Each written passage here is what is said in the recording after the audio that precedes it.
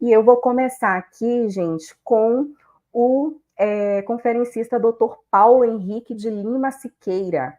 Ele que vai trazer os desafios da inovação em micro e pequenas empresas, certo? Ele possui graduação em administração e mestrado em economia aplicada pela Universidade Federal de Viçosa e doutorado em administração pela Universidade Federal de Lavras. Atualmente, ele é professor adjunto da Universidade Federal de São João del Rei, vinculado ao Departamento de Ciências Administrativas e Contábeis e coordenador do curso de mestrado profissional em Propriedade Intelectual e Transferência de Tecnologia para a Inovação. E é ele que vai começar hoje aqui as nossas palestras.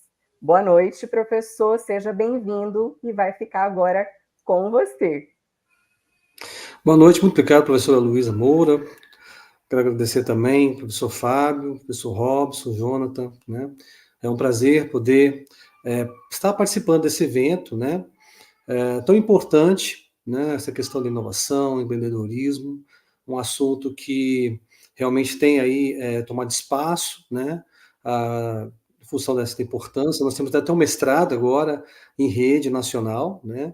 Justamente com o objetivo de formar pessoas para trabalharem, né, nessa questão específica, né, de propriedade intelectual, transferência de tecnologia, né, todo esse processo, né, uma coisa muito né, nova, né, principalmente para as universidades, e a gente está aí tendo essa oportunidade de estar trazendo eventos que venham né, trazer aí essa discussão, tá, tão fundamental para a gente desenvolver o nosso país, desenvolver, né, a nossa indústria, né, então a gente está realmente com esse desafio, né, e para mim realmente é um prazer poder participar desse evento, um evento internacional aqui, poder compartilhar algumas coisas especificamente sobre inovação para as pequenas empresas, né. Bom, eu vou estar compartilhando, né, aqui a minha apresentação.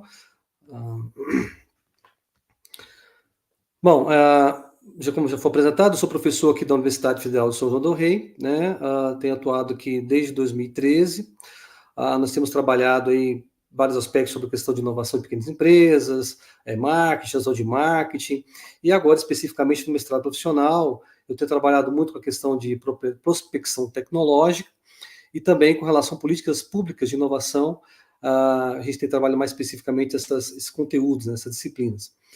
E na graduação estou trabalhando muito essa questão, né, da inovação em pequenas empresas.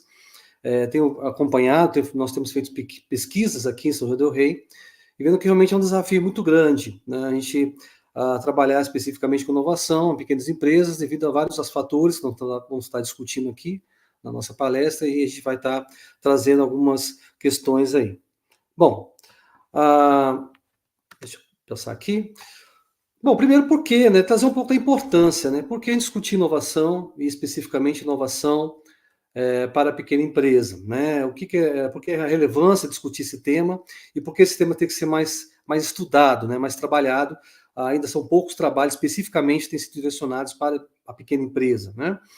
A gente tem visto, né, que esses dados aí são do Sebrae, né, em 2022, o Sebrae fez um estudo aí, fazendo um panorama do perfil, né, do microempreendedor individual, né, e também do pequeno empresário, micro pequeno empresário, aí mostrando aí, né, que o pequeno empresário e o microempreendedor, né, eles geram para a economia, tá, isso aí mensal, em 35 bilhões de reais, um recurso anual de 420 bilhões por ano, né, que são gerados aí na economia em função da participação dos micro e pequenos empreendedores, né? Então a gente vê uma relevância muito importante, né, na economia nacional, tá?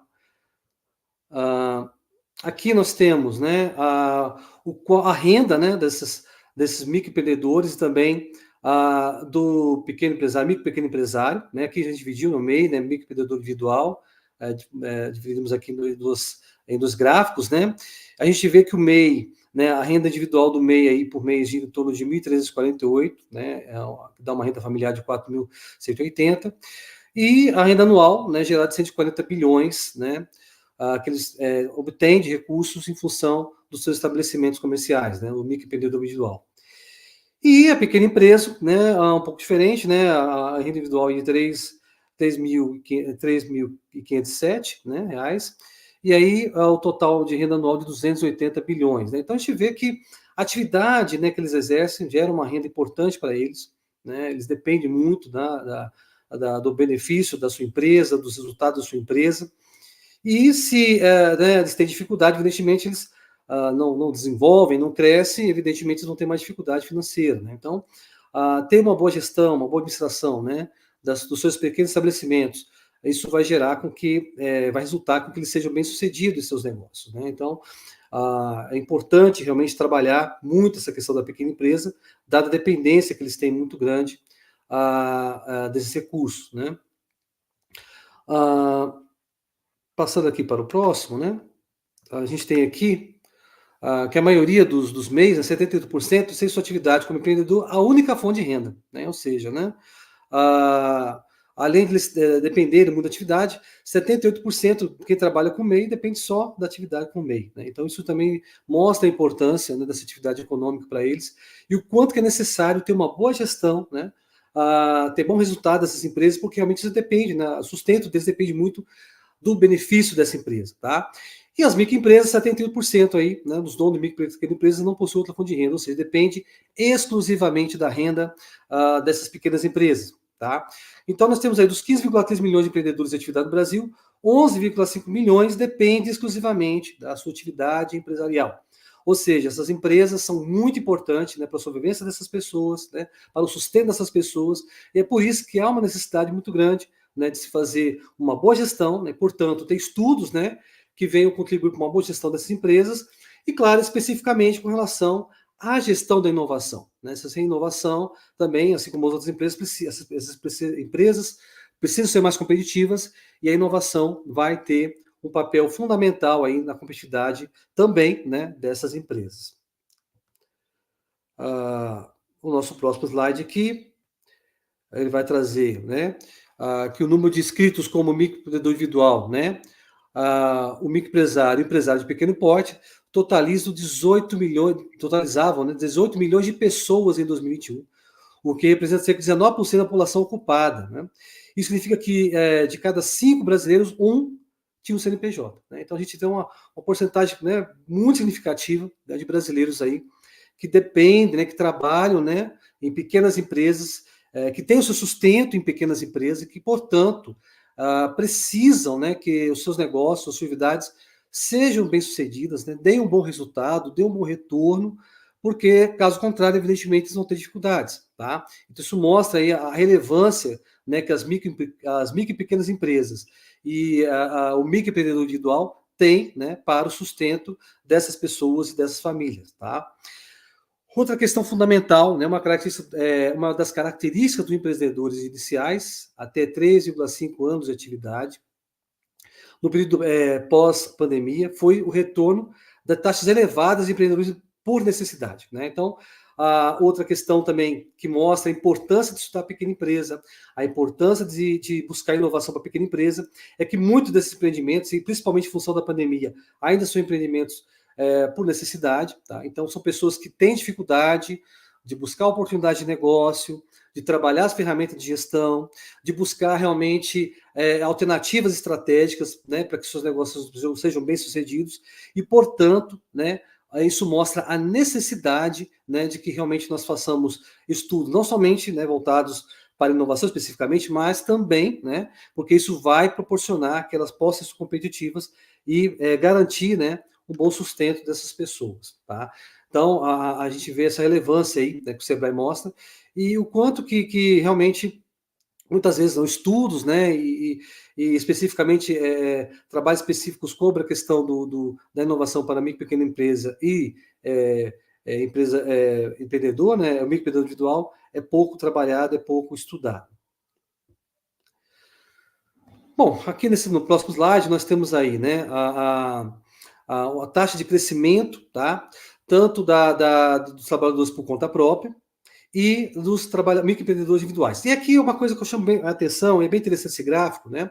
A gente vê um crescimento significativo de 26% aí, de estabelecimentos, né, de trabalhadores por conta própria, mas nós vemos um crescimento muito mais significativo, 323%, de microempreendedores individuais, né? E aí a gente vê essa importância, né, que essa política pública, né, de microempreendedor individual, tá, que surgiu ali em 2008, como isso gerou essa importância, né, de trazer as pessoas que estavam na formalidade, né, trabalhavam aí com negócio da informalidade, artesãos, pedreiros, né, pessoas que não tinham nenhum benefício, né, social em termos do seu trabalho, elas passam a ter essa oportunidade, né, esse é o objetivo dessa política, né, de trazer essas pessoas da informalidade para a formalidade, e como isso tem sido bastante significativo, né, nesse período aí analisado de 2012 a 2021, tá?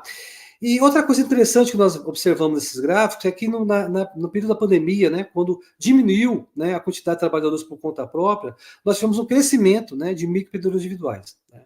Então a gente olha, mas muito interessante, por que isso tem acontecido, né? A gente sabe da pandemia, tá? A pandemia realmente gerou um problema sério para as empresas de maneira geral, claro, para as pequenas e microempresas.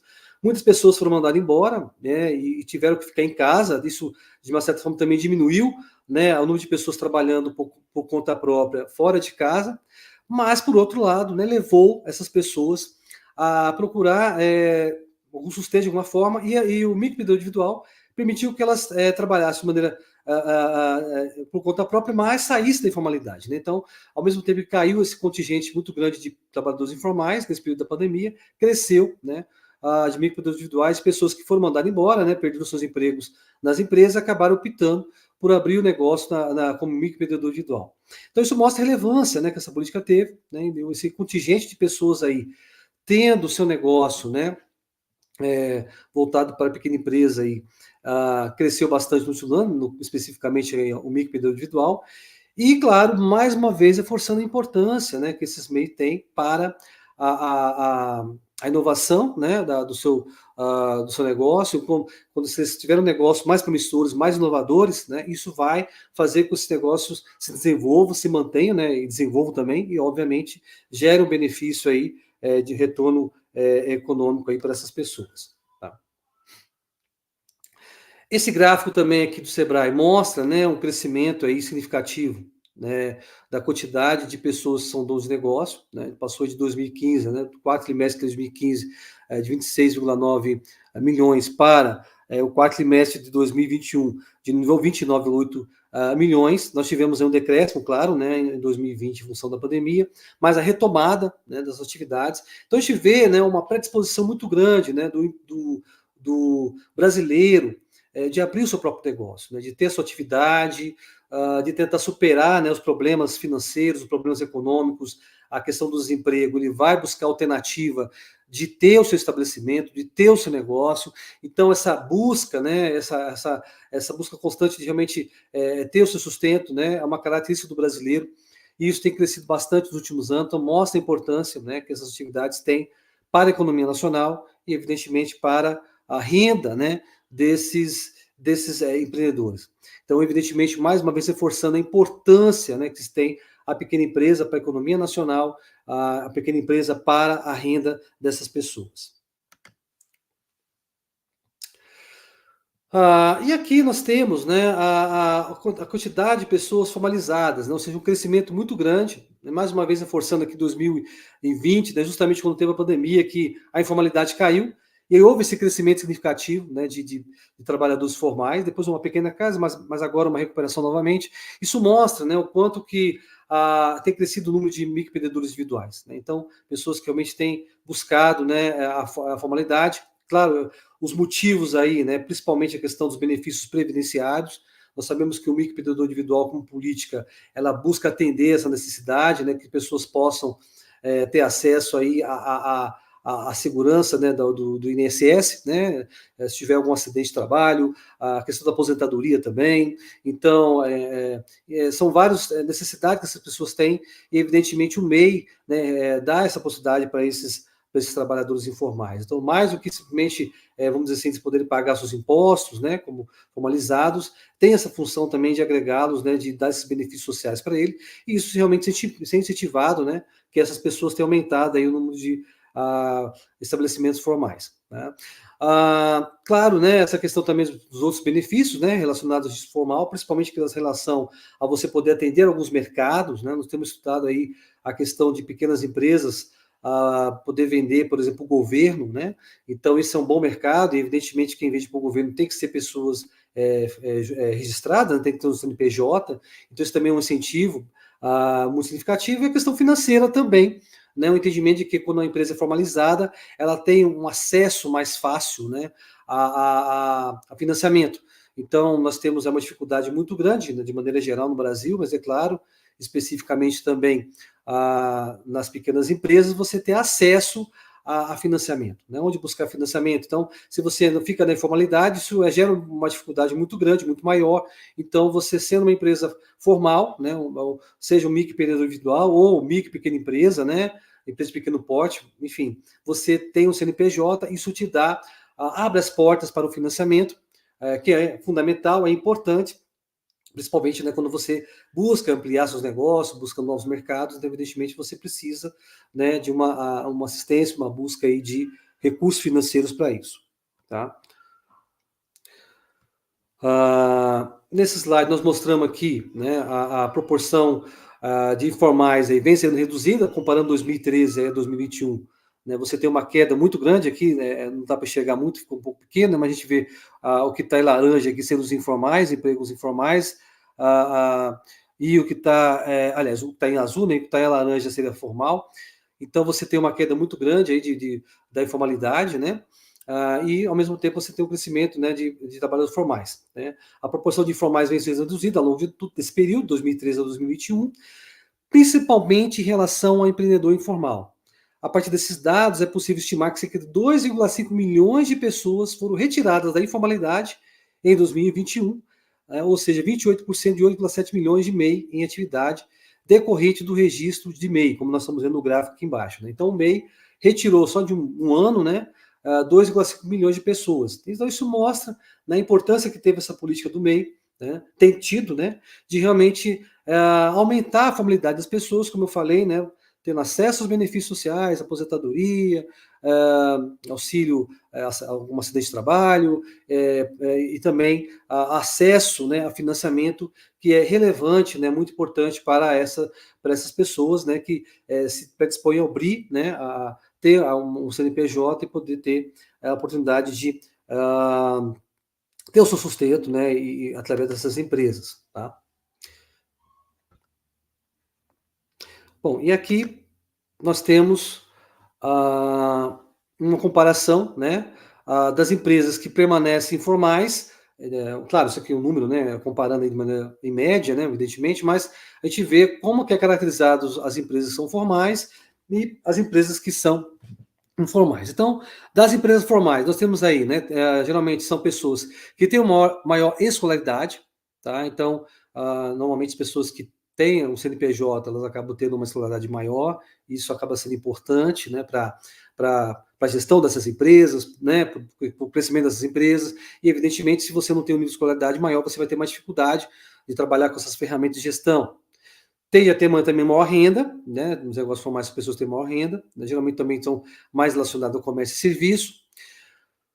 São pessoas que estão há mais de 2 anos de atividade, são empresas mais maduras, portanto, e isso também acarreta, né, uma facilidade maior de você ter financiamento. Se você tem um prazo maior de funcionamento, se a empresa tem mais tempo do mercado, isso é um fator que pesa, né, na hora que essas empresas vão buscar financiamento. Tende a ser negócios maiores, geralmente são empregadores, trabalham em média mais de 40 horas no negócio, são pessoas mais maduras, né, têm entre 35 a 54 anos, e em sua maioria são brancos. E os donos de negócios informais, né, geralmente são pessoas que têm menor escolaridade, e claro, se tem menor escolaridade, tem mais dificuldade na gestão das empresas, né, não tem conhecimento sobre ferramentas de gestão muitas vezes, você acaba trabalhando nos seus negócios, tem menor renda, né, claro, são negócios informais também, geralmente são negócios mais simples, negócios de rua, atividades muitas vezes relacionadas com alimentos, lanches, né, que vem na rua, então tem uma renda menor. Geralmente estão mais associados com agropecuária e construção, há pouco tempo na atividade, então são pessoas que abriram negócio recentemente, são negócios menores, são pessoas que trabalham mais por conta própria sem carteira assinada, e você tem empregados também, consequentemente, trabalham poucas horas de negócio, são jovens de 34 anos e a sua maioria são negros. Então a gente vê esse contraste, né? Então por isso que a importância, né, de você aumentar, né, o contingente de negócios formais, né, que essas empresas vão ser mais estruturadas, né, e essas pessoas que são mais desfavorecidas, geralmente sua maioria são negros, né, também vão ter a oportunidade de ter negócios mais promissores, né, negócios que vão buscar, vão desenvolver, vão ter novos mercados, e isso acaba sendo também fundamental, né, esse processo de formalização. Bom, em suma, né, trazendo a importância, né, dos pequenos negócios, a gente tem aqui os pequenos negócios, geralmente, 86 milhões de brasileiros, né, são beneficiados por atividade empreendedora, isso corresponde a 40% da população, né, é um contingente significativo, né, são pessoas que trabalham com pequeno negócio, que são donos de pequenos negócios, né, então realmente é um contingente de pessoas que depende dessa atividade, isso mostra a relevância do pequeno negócio no Brasil. Então, por aí a gente vê, né, o quanto é importante trabalhar inovação, especificamente, né, para as pequenas empresas. 54% das empresas, dos empregos de carteira assinada são provenientes, né, de pequenas empresas. 78% dos empregos formais criados em 2021 foram de pequenas empresas, então cada vez mais pessoas, né, sendo contratadas, né, para pequenas empresas. 30% de todas as riquezas produzidas no país, né, do PIB nacional, são provenientes de pequenas empresas. Então, 30% é um valor significativo. Né? Então, a gente vê o quanto que as pequenas empresas serem bem-sucedidas, desenvolverem, vão gerar riqueza e renda para a nação. 44% de todos os salários pagos no país são de empregos formais, são de pequenas empresas, e 99%, né, do número de empresas existentes são pequenas, né, micro e pequenas empresas. Então, esses números, esses dados mostram o quanto que é relevante se fazer pesquisas, né, se fazer estudos, né, sobre gestão e especificamente sobre inovação e trazer isso para as pequenas empresas, para que elas possam desenvolver, crescer, buscar novos mercados. E isso, claro, vai ter um impacto significativo, né, para a nossa economia. Tá? Bom, mas aí, né, passando então especificamente para a inovação, tá? E é importante a gente entender o conceito de inovação para entender o porquê que a inovação também cabe à pequena empresa, né? Acho que muitas pessoas imaginam inovação é coisa de pequena, de grande empresa, de multinacional, e não. E nós vamos ver por quê, né? A própria definição de inovação, ela permite que a pequena empresa também faça parte desse processo, tá? Então, essa definição aí, né, da OECD, né? Organização dos Estados de Desenvolvimento Econômico, né? Então você tem aqui que é a implementação de um produto. Então, geralmente a gente pensa em inovação como pensar, né? Normalmente a gente pensa logo que é um produto novo, mas também um processo. Né? Quando você trabalha o processo, quando você procura um processo que seja mais eficiente, que gere menos custos, isso também é inovação. Tá? A gente fala em inovação, a gente fala em marketing, né? Fala em mercado, né? Em novas estratégias mercadológicas, né? Atender a novos segmentos de mercado, investir na questão do brand, da marca, isso também é inovação. Né? Métodos organizacionais, práticas de negócio, das práticas de negócio, né? Local de trabalho, tudo isso, quando você inova, quando você muda, né, algum desses processos, você está inovando. Então, inovação não necessariamente está vinculada somente a um novo produto, a você criar um novo produto, desenvolver um novo produto, pedir uma patente desse produto. Isso é inovação? Mas não somente isso. Então, quando uma empresa ela faz uma marca nova, quando ela atende ao mercado de maneira diferenciada, ela também está inovando. Tá? Então, isso também faz inovação. É um processo de criação e propagação social. Evidentemente, inovação também tem que estar relacionada em você atender um determinado mercado, né? Você levar isso para um determinado mercado, porque, evidentemente, quando você cria alguma coisa nova, isso tem que ser absorvido pela sociedade. Bom, mas aí, né, a gente tem o Schumpeter, né, bastante conhecido, Joseph Schumpeter, né, falando sobre a questão de inovação, e ele traz a importância da inovação como uma engrenagem para o capitalismo, né, o que gera desenvolvimento no país capitalista, numa sociedade capitalista, é a questão da inovação, tá? Então a inovação tem que estar presente em toda e qualquer empresa, tá? Próximo slide aqui a gente vai tratar especificamente sobre a questão da empresa inovadora, né? O que é uma empresa inovadora? Então, a empresa inovadora não é necessariamente só aquela que desenvolveu e introduziu uma inovação. A empresa inovadora é aquela também que adapta a inovação, né? Que adota a inovação de outras empresas. Então, isso mostra, né, que as pequenas empresas também podem ser inovadoras. Tá? Porque não necessariamente eu tenho que criar uma inovação. Eu posso adaptar uma inovação que vem de uma outra empresa. No próximo slide, aqui a gente tem a questão das barreiras de inovação, tá? Vamos discutir um pouco quais são as principais barreiras de inovação para a pequena empresa. Eu vou passar o próximo slide aqui. Então, você tem aí, né, diferentes barreiras de inovação, tá? Os incentivos governamentais inadequados, isso tem sido apontado em várias pesquisas, tá? O tamanho pequeno da empresa também é uma restrição muito grande à inovação, né? Infraestrutura de pesquisa, desenvolvimento, design, etc., inadequados. Claro, a pequena empresa tem poucos recursos, falta de oportunidade de cooperação com outras empresas, elevado custo de inovação, evidentemente a pequena empresa acaba tendo dificuldade em termos de investir em inovação pelos custos, capital de poucas empresas de financeiras, né, que vão financiar a inovação em pequena empresa, né, então poucas empresas de capital de risco e, consequentemente, financiamento para a inovação.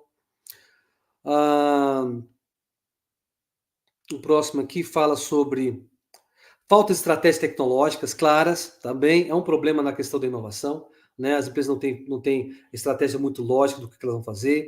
Informações inadequadas, políticas de patentes e licenciamento também inadequados, né, voltado para a pequena empresa. Grau de concentração da indústria, né, a indústria muito concentrada, gera barreiras de entrada, isso viabiliza também que as pequenas empresas inovem, né, quando você tem barreiras muito significativas, e claro, né, também a questões macroeconômicas, né, os fatores macroeconômicos também como peso significativo aí, tá? Aqui, esse estudo foi feito em Portugal, tá? Ele foi feito em 2011 pela Cordeiro, ela fez esse trabalho, né? E ela mostra quais são as principais barreiras de inovação das pequenas empresas. A gente vê que a questão econômica, né? As questões macroeconômicas pesando, tendo um peso significativo ali, mas também, né, limitações de recursos monetários, a reduzida cultura, né, sobre a questão do risco, né, a resistência ao risco, inovação gera risco, tá? A questão de se apegar às rotinas da empresa, então tudo isso também foi observado como barreira à inovação, tá? Nós fizemos estudo aqui também, aqui na região de São João del Rei, tá? Região do Campo das Vertentes, aí pega o município de São João del Rei, né, o município de São João del Rei, Barbacena e Lavras, e identificamos que a maioria das empresas apontaram como a barreira de inovação o custo elevado, né, para os novos processos, o investimento realmente é uma dificuldade, você já tem pouco acesso ao financiamento, então o investimento passa a ser um problema, falta de acesso a recursos financeiros, né, relacionado, valor dos impostos, aqui no Brasil especificamente os impostos, foi citado como grande problema de inovação, instabilidade dos mercados, né, e legislação, leis, né, de incentivo à inovação bastante inadequadas, tá? Então, seriam aí as principais barreiras, dentre outras barreiras aqui que nós temos, tá?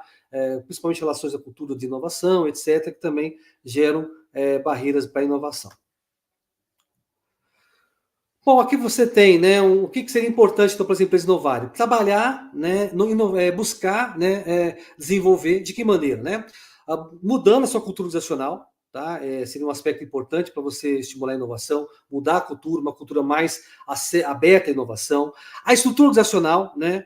Mudar a estrutura organizacional também, uma estrutura organizacional mais enxuta, uma estrutura organizacional mais simples, né? Para que você possa ali ter um incentivo à questão da inovação.